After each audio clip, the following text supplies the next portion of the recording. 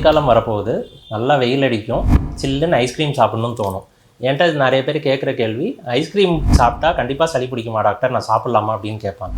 ஒரு டாக்டராக என்னால் ஐஸ்கிரீம் சாப்பிடுங்கன்னு சர்டிஃபிகேட் தர முடியாது. பட் ஐஸ்கிரீம் சாப்பிட்டா கண்டிப்பாக சளி பிடிக்கும்னு கிடையாது. இப்போ ஐஸ்கிரீம் சில்லுன்னு சாப்பிடுவோம், அதில் வெறும் சில்னஸ் மட்டும் இருக்காது, சுகர் இருக்கும், க்ரீம் இருக்கும், மில்க் இருக்கும். இதில் ஒவ்வொரு விஷயமும் ஒரு விதத்தில் சளி உண்டாக்க வாய்ப்பு இருக்குது. இப்போ அந்த ஐஸ்கிரீமில் இருக்க சில்னஸ் என்ன பண்ணும் அப்படின்னா, 2 விதத்தில் அது பாதிக்க வாய்ப்பு இருக்குது. உள்ளே மியூக்கோசான்னு ஒரு ஜவ்வு இருக்கும், அதுதான் காற்றுல இருக்கிற கிருமிகளையும் மற்ற விஷயங்களையும் உடம்புக்கு ஏறாமல் பாதுகாக்கும். ஸோ அந்த மியூக்கோசால நார்மலாகவே ஒரு எதிர்ப்பு சக்தின்னு லோக்கல் இம்யூனிட்டின்னு ஒன்று இருக்கும், அதுக்கான செல்ஸு. ஸோ அந்த மெக்கானிசம் ஃபுல்லாகவுமே அந்த டெம்பரேச்சரே கொஞ்சம் ஸ்லோ பண்ணிவிடும். ஸோ இதனால வேற கிருமிகள் உள்ளே வர்றதுக்கான வாய்ப்புகள் இருக்குது. ஐஸ்கிரீம் சாப்பிட்டா கண்டிப்பாக சளி பிடிக்கும் கிடையாது. ஐஸ்கிரீம் அதே ஒரே காரணம்ன்றது ஒரு சில விஷயங்கள்லாம் இருக்கும்.